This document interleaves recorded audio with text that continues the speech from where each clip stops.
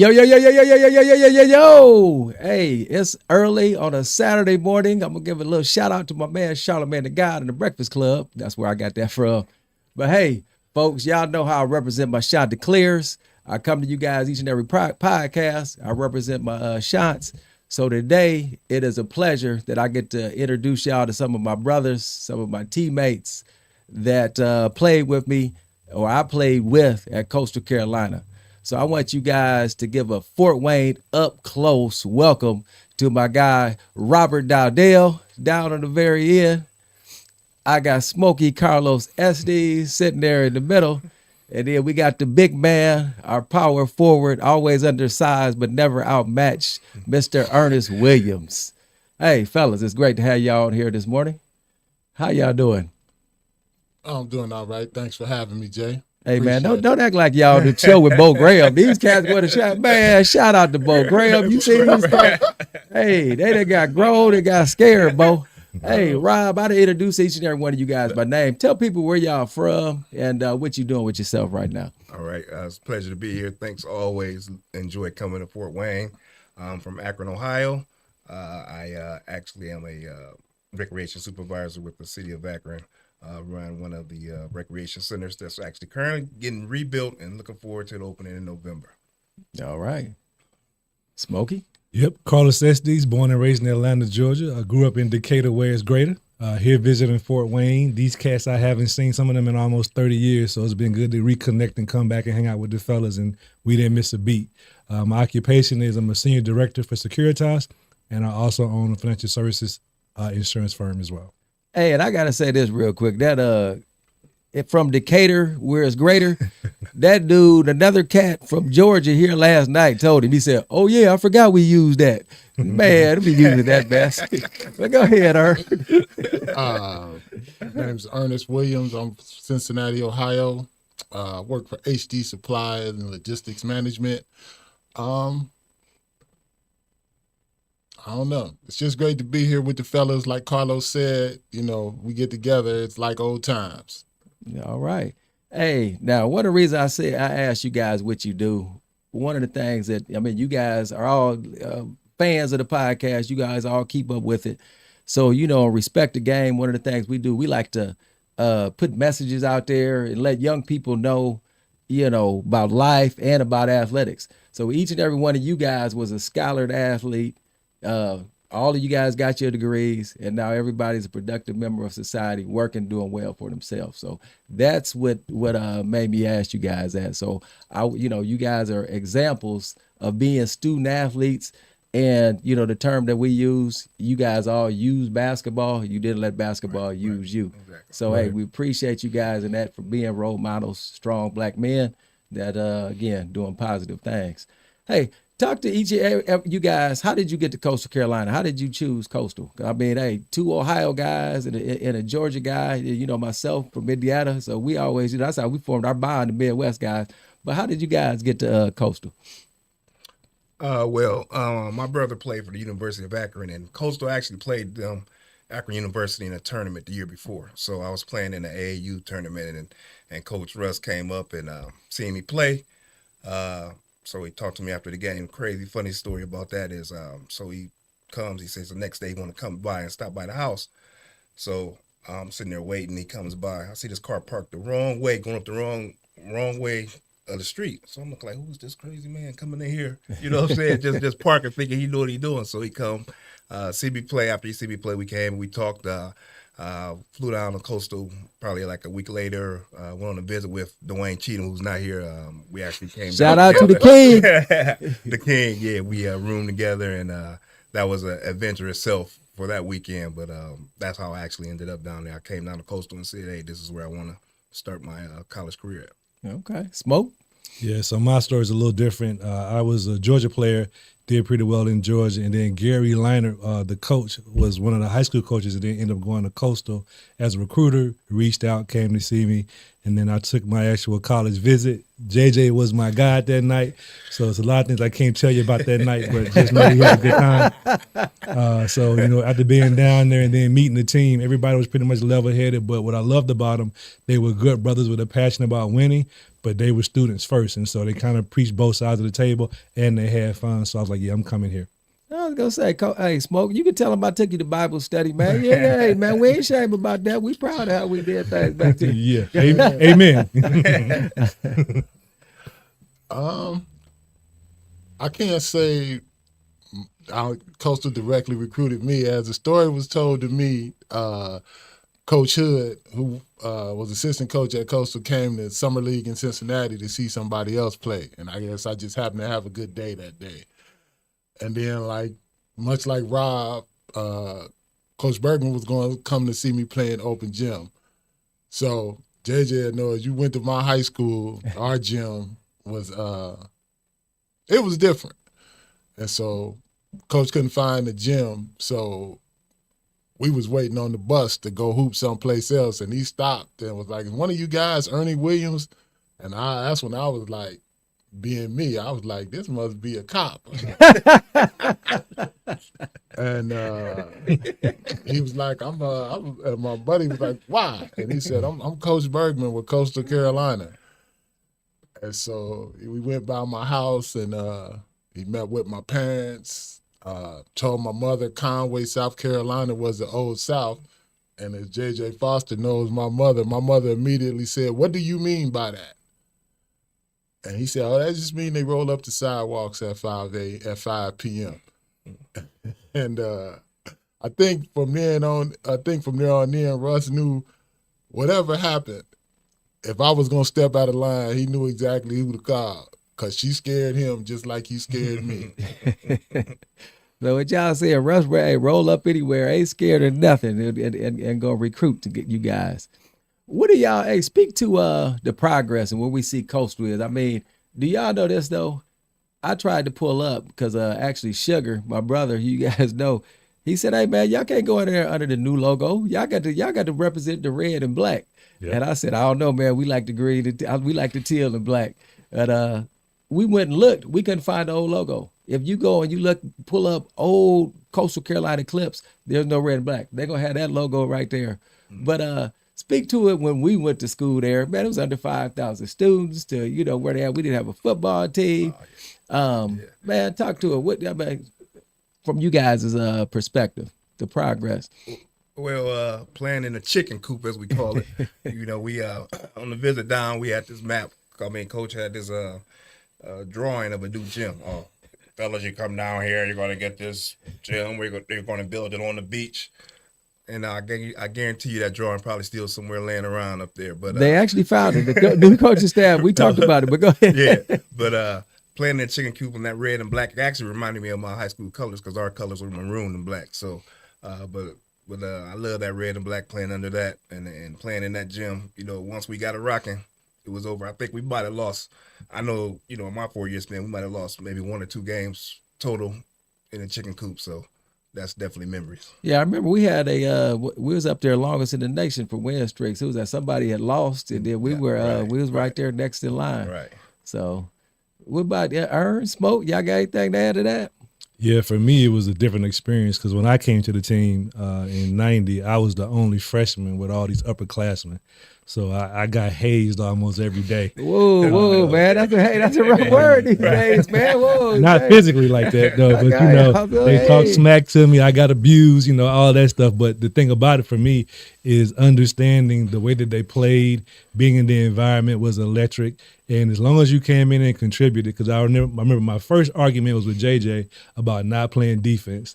We was doing a scrimmage. And so I just realized the next level meant you got to have a higher commitment, stronger communication, and you're going to face the adversity being only freshman. But these guys, one thing about it, go to war with them. You're never going to be left behind, and they're going to push you to be the best. So for me, it was the best foundation to prepare me in life, because as you can see, 30 years later, we're still sitting here as brothers. So I love these guys. Well said, Smokey. And for the record, I'm going to let you know, Hey, I came in as a freshman. Our team was all freshmen and sophomores.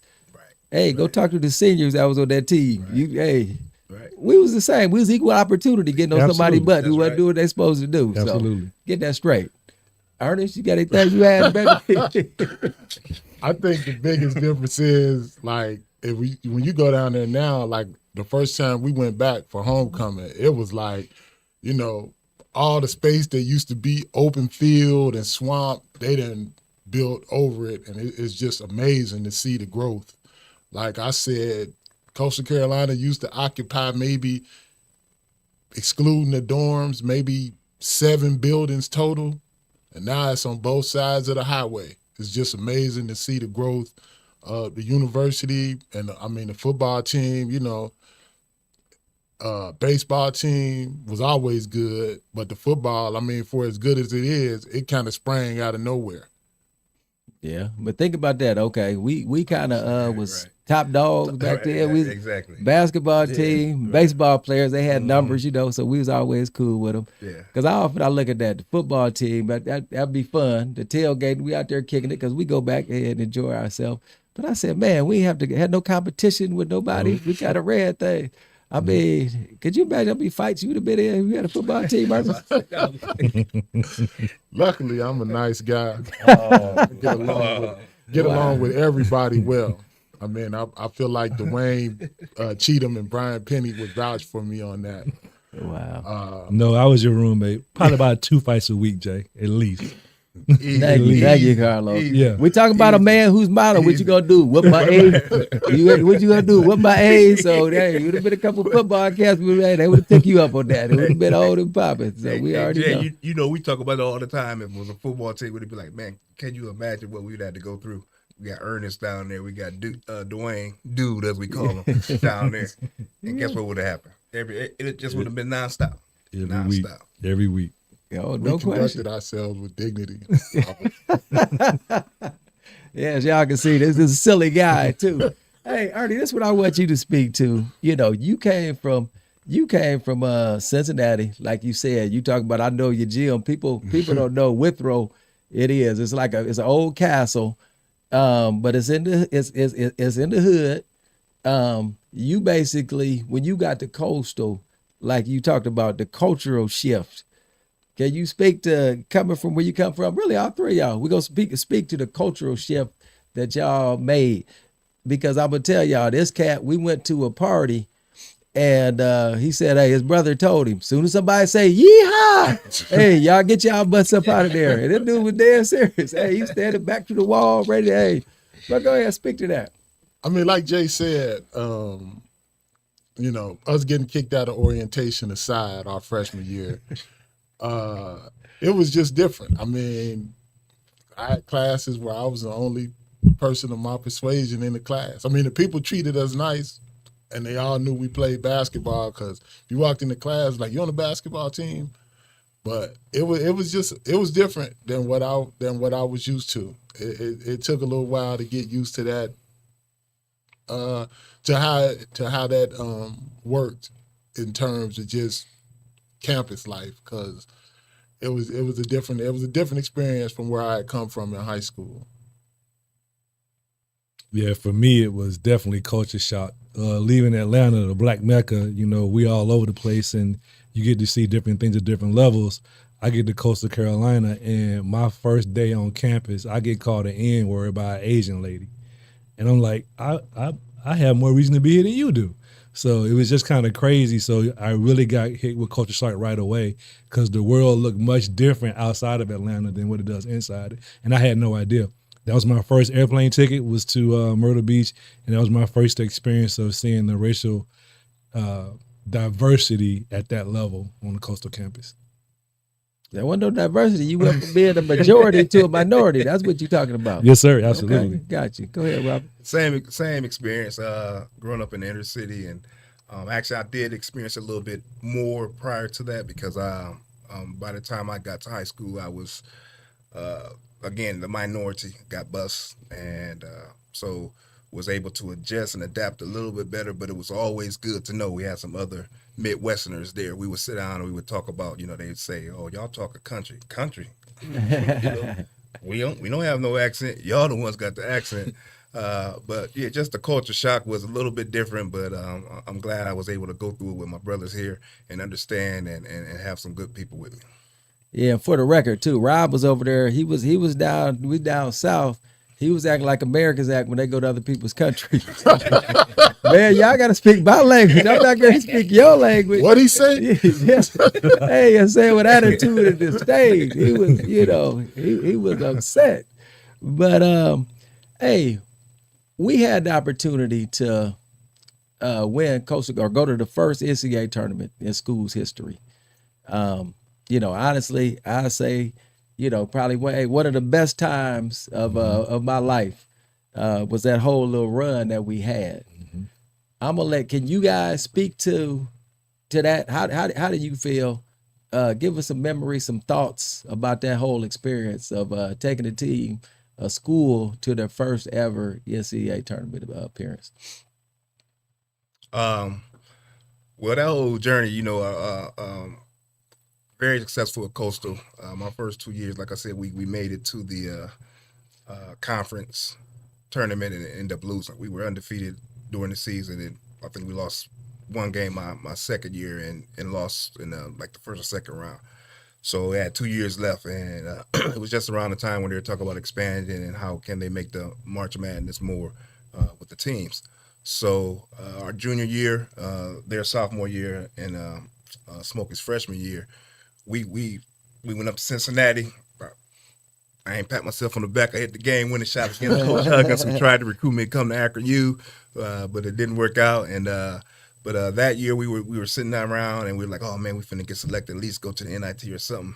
Man, we sat in that gym, man. When those the parents came out and our day went up there, we was like, dang. So I think that presented that mission for us the next year when we had the opportunity to say, okay, well, hey, we got to play in a tournament game. A playing game to get to the tournament. And I can remember when we went down to play. Was it Jackson State? Jackson right? State. We played Yeah. Jackson State, and we walking in the gym. We hear this big boom, bang, dude up there got a big pot hitting the pan. What's going on in here? So we were practicing, warming up, and said, oh yeah, this is what we're gonna serve y'all up in. We're gonna serve y'all up in.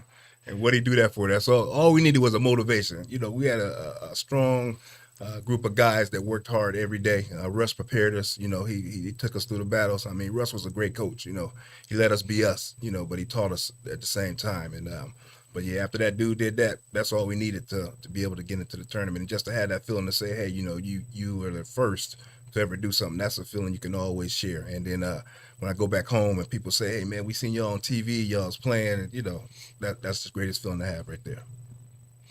All right, Ernest, Smokey.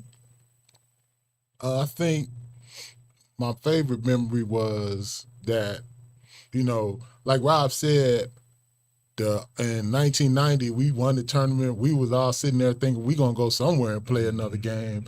We was the best team in the league. That we felt like that would carry over into at least playing in the NIT, because that was still a big thing back in 1990. And I think that, like Rob, to piggyback on what Rob said, that helped us focus the next year.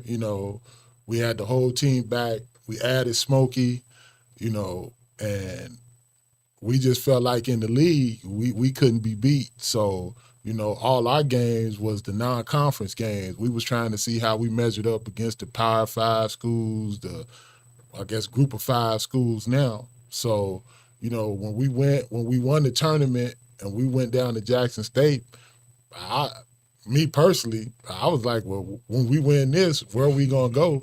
I was like, when we had the selection thing, the only thing I was thinking was we can beat anybody but Vegas in one game. I did not want to play Vegas. I ain't gonna lie. I was like, I watched all those games late at night with Smokey and our roommate Dennis, and When y'all supposed to be studying? it was 12 o'clock, man. It was Big Monday, But, it was one of, like JJ said, it was one of the most exciting times of my life. We got to see, we got a backstage look at a lot of stuff, as far as how college basketball works. And, shout out to my high school coach, George Jackson, who, prepared me for what college basketball is. Like he said, that's that man's job. That's how he feeds his family. So if you ain't down there taking care of business, he definitely gonna bring somebody in to replace you. And, I had a lot of roommates in my time at Coastal. Quite a few. So what I told all the kids I coached in AAU is like, this is a business. So you got to go into it like that. And, but you'll have a lot of fun if you go there and take care of your business. For me, it was electric. On the team with all these upperclassmen, and then getting a chance to play against Steve Smith, the Lindsey Hunters, and walking into Jackson State, being a guy from the South, that HBCU atmosphere and how they were just going to put whooping on us is like the movie 300. You have done nothing but take everything. That's kind of how it was. It was just us against an entire gym, and it was phenomenal. I even remember getting in the game and hitting my 3-point shot, looking at Lindsey like, yeah, you're going to the league, but I just put that in your face, didn't I? So it was cool because it was competitive. We all had fun, and it's just electric, man. March Madness for me to this day is the best event of all sports. Yeah, no question. And it's funny to add to these guys' Jackson State stories. Y'all forgot from the time we got off the plane, they was talking mess. They hadn't lost the game at home in I don't know how many years. And we got off the guys taking your bag, talking about something. I don't know why y'all even came, man. Y'all get on. Yeah. We went out to eat. Our waitress was talking mess, But like you guys said, if you roll it back to the conference championship, that was on ESPN. Then we had that playing game was like on that Tuesday. Right. Yep. And then we opened with IU was on that Friday. Right. So we're national TV 3 times in a row. Yeah. I have people coming up to me all the time talking about the run that we made. Man, what y'all do? Y'all went Sweet 16 or something, did you? And at first I thought people just geeking. Then after I thought about it, you think about it. We was on national TV all them times. So in their mind, it's like, hey, y'all made it run. But no, that definitely. And the other thing, other thought on that is, man, like y'all said, man, we live like rock stars. Hey, when I say the best times of my life, could y'all imagine with NIL deals? Exactly. Bro, all the stuff we would have gotten, there got to be nothing under the table, no backdoor deal, none of that. Man, I'm like, we left money on the table. Hey. I do want to give a special shout out. Thanks to the University of Montana, Missoula. That was actually the best party of all time. So I'm not going to give any details, but it was epic. Well, hey, Smoke, that's funny. I'm glad you said that because I was going to say in our time here, I'm going to wrap up. I want y'all to tell me give me your funniest college memory or your best college memory, whichever route you want to take it. I want each and every one of y'all to talk about it. But I want to hear you try to tell that Montana story without telling everything. Nope. Okay, well, give us another one. Give us another one. You got the mic. Give us a funny story or best story that you got. I probably would say, man, for me, the best story I have is my roommate here to the left and the other one that's missing from Cincinnati as well. We had a dorm party one night, and I'm deciding to go to bed trying to be a good student. I'm laying there asleep, and this big 6'8" cat breaks in through my window, gives me a private punch to the you-know-what, so I can get up to go take these guys to eat. I'm looking around and it's my roommates. So let's just say that they were feeling spirits very well that night. We had a good time. So that's one of my funniest stories of these two clowns. Wow, you got hit in your junk. That's your favorite story. Because it was, when you look back at it now, man, we were just free and having fun, bro. Gotcha. I'm just messing. Okay. Robert? Man, I got so many I could tell, but I'm gonna tell this one, and got to give shout outs to our other big brother Woody, Greg Woods. Yes, sir. So we on the bus, we going to play UNC Charlotte, and for those of you who don't know Greg Woods, hey, Greg from New York, he gonna be around. He gonna make sure he part of the team. So we on a road trial. We finna go play UNC Charlotte. So we pull up to the Charlotte Coliseum. So we can't get in. Coach say, Woody, time to earn your pay. So all you do is see Woody run it down. We on the bus, he run it down, trying to go to door to door to door, looking like what's the director Spike Lee running, and we get in. We eventually get in, and he come, where y'all get in, man? I was running from door to door to door. And but yeah, that was the funniest moment right there. That's one of them. That was. Hey, and to clean up a little bit, yeah, Woody was a GA. He had graduated, so he wasn't a member of the team. He had graduated, and like Rob said, he was kicking it. Woody was like a big brother. Yeah, exactly. Definitely needed, I owe a lot to him. But and to put in perspective, we was playing at the Beehive. That's where Charlotte Hornets used to play at. And that driveway was Right. like, you seen the Wizard of Oz and the Yellow Brick Road, the castle way down there. That's how far it was. And so it is cold as a bug. So, of course, we are there rolling. Ernest? I don't know if it's funny, and it's kind of wrapped in a little bit of almost tragedy. So our senior year, we played in the Great Alaska Shootout in Alaska, and we were coming back from Alaska, and during the off season in Myrtle Beach, the planes are smaller because it's not, so many people going into Myrtle Beach. So, to fly into Myrtle Beach, you got to swing out over the Atlantic Ocean. So we hit some turbulence going out over Atlantic Ocean. And, I'm not the most religious man, but some of my teammates are. And, needless to say, J.J. Foster, who always makes me laugh, and he was like, man, we ain't finna not make it with these dudes. And we had a teammate who basically tried to open, I don't know how high we was up, tried to open the plane door to get out because his sister lived somewhere in North Carolina.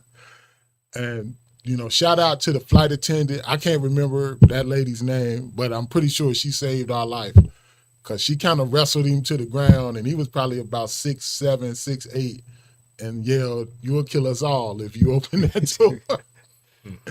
That's when they kissed the ground when he got off the plane. I I remember didn't that. kiss no ground. That was Big Larry. I was Big gonna Larry, say. okay. But we had dudes, shout out Tony Duncan behind me saying, "I just want to get back to see my kids. I just want to get back to see my kids." Eddie Lassane, who's Imagine what he would say. Ordained minister. an now. ordained minister, broke out his prayer book. He was praying. My teammate Jimmy Mitchell, shout out Marion, Indiana's own. I've never seen a man, he was opaque. And, like I said, by then, looking at him, I was no longer scared because I was like, if I'm going to die laughing at all of this. And the funny part was our coaches, I ain't going to say they abandoned us, but they left to take another plane to go out recruiting. And I was like, man, maybe they knew something we didn't. And then I just want to say one more thing to one of the best guys I ever met, Tony Thompson. Shout out, rest in peace, Tony. I know he held a lot of stuff together at Coastal because, we was a small team and, Tony was just genuinely beloved on campus by everybody. So, shout out to him and, keep his family safe and uplifted in prayer. And one of the great regrets is with all the success we had, that he's no longer here to enjoy it. I think he would enjoy these times now because he made all the times back then great. Well said, Ernest. He was the big brother. He was. Without a doubt. And again, for people that don't know, when we fly into Myrtle, again, everywhere we flew, Charlotte was our connecting flight. So you get over that water, you look out, we knew we was at home. So this particular moment, we look out at that water and they continue to fly. We're like, what's going on? And, Ernie said the turbulence, but to put in perspective, it was like being on a roller coaster. We up, down. I mean, you had guys, you failed to mention guys throwing up in their own hats, taking their hat off, throwing up in their hats. Oh, no. And like he said, a man in a panic went up and ran to the door that the flight attendant had to tackle him. I'm sitting there, in my silliness, and back then, in my immortality, I was like, I kind of wish this plane go down to the water. I want to see who would survive and who wouldn't. I could honestly say that. Like I said, back then as a 21-year-old, think, hey, you on top of the world. But no, that was crazy. I'm gonna share this story before we get out. And again, we've shouted out several of our teammates: Dwayne Cheatham, Ryan Penny, Hey, the Pope, William Calvin, these guys were there, before us. Greg Woods, T. Dunk, one of the, the greatest player in Coastal Carolina history. Even guys after us, Kiki Hicks, shout out any of the guys that out of Miss, Coach Bergman, these, folks that I know watch our podcast. But we Coach Bergman would run. Everything is time when you run. And he believed in that conditioning and all that stuff. So he was mad at us one day. And so we had to run. He ran the dog mess out of us, right? So our big fella, Dwayne, shout out to you, baby. We love you. So Dwayne Cheatham is running, and they got the time up on the clock. So it's rolling down 7, 6, 5, 4, 3. And, you supposed to pick up, get across that line. Hey, Cheatham come through. We probably on spirit number 15. 2, 1. Hey, he slow up, come chilling across the line. Coach Bergman say, "Gosh, dang it, Dwayne. Dean Smith's players dive across the line." Hey, DC and that East Coast accent of his, he looked up at that man, he said, "You ain't effing Dean Smith." Lord, hey, you could have heard a pin drop. I looked, did that man really just say what he said? Hey, Coach Berger, man, you don't get your ass out of our gym, get out of here. They cousined each other, cheated to walk out the back door. He done went, man. I mean, it was funny. But again, like they said, we was a family. We came back, didn't skip a beat. Whatever the punishment was, it was the punishment. The one thing I will give, Coach Bergman credit for, he used to always tell us, he treat us like men. Yep. I never knew what that meant. I know these guys, we never knew what that meant because we have a meeting on everything, stuff that didn't pertain to us. We sitting here like, man, why you got us in here, man? This ain't got nothing to do with us. I never understood what it meant till I got into the working world, and I worked for the court system, and there's stuff that would go on that the public would be coming asking me questions about. They read the newspaper and things, and I'm like, I don't know nothing about that. Then it dawned on me. I said, man, see, if they'd have brought us in and brief us, so now if somebody brings something to me, I know how to answer that. That's what Coach Bergman would do, stuff like that. So we know somebody bring up something that happened with, one of our other teammates, we know what it is. We're not going to comment, but we know what it is. It's not a surprise to us. But I definitely, I give him that credit, and some of the things that he revealed to me, later. Like he said, we knew how to be young men. We could go out, we like to have a good time. But when it came time to step on that court, we was together.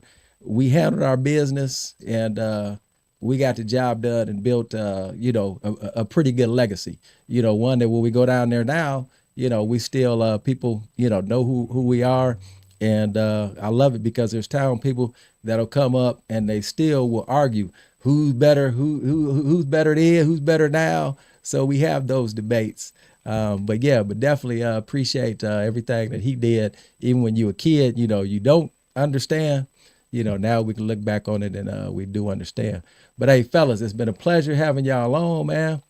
They adopted sons of Fort Wayne. And what I didn't tell y'all too, hey, Rob is in the Hall of Fame at Coastal. So, yes, sir. Shout out to Robbie D. He down there, immortalized. And dude, we appreciate you and your leadership. Smokey was down there again. Smokey, I'm gonna be honest, he did. He called heck. We was a tough crew. He gave y'all the PG-13 version. But what I like about Smoking again, I think it probably took some reflection on his part. He knew that we wasn't asking him. Same thing I tell my kids that I coach. We wasn't asking him to do nothing that we wasn't doing ourselves. Right. And that's the thing. When you get people that's like, oh man, that dude just owned me, blah blah blah, and don't want to accept accountability. We wasn't we wasn't no mean guys. We just about, hey, you coming down here to win and work hard. Hey, we with it. And then Big Earn, Big Earn know Fort Wayne more than I do. This dude called me and let me know, hey, what's going on, events and scores and who had what. And I know, people, members of my family asking where he is, and so AJ, I do want to ask one question though, if we got time. Go ahead. Yeah, I feel like this is something that we owe to the people in your audience. So what's the biggest lesson that was learned for you during those years of college? For all of you, one by one, what's your biggest lesson learned? My biggest lesson learned, man, I appreciate that, Smoke, is really just like we talked about. Like anybody that listened to me, went down there and use basketball to get where I was going. Stay focused. Man, I'll tell you this. We had an academic advisor. Here's another story. We had an academic advisor for the team. And so I was fortunate enough, got brothers and cousins, my uncle and them, when I went down there, they told me, hey, don't be listening to the basketball office. You go to to your counselor. So you get assigned a counselor. That orientation that Ernie talked about, they got kicked out. I didn't get kicked out. Hey, they got kicked out. So we took the placement test. My academic counselor set my schedule for me. And so I got that. I didn't tell him I played basketball.